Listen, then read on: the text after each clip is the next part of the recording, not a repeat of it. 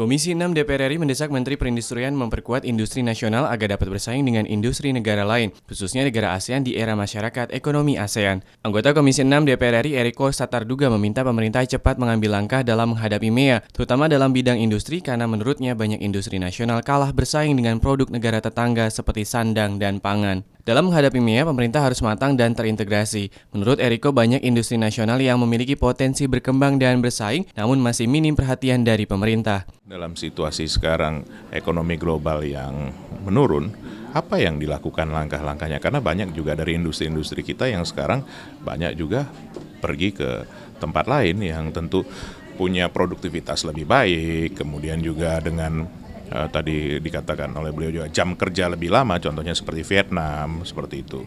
Nah, ini perlu disikapi, karena kalau tidak, kita ini hanya akan menjadi pasar, bukan menjadi produsen, tapi menjadi pasar, apalagi dengan penduduk kita yang 252 juta jiwa.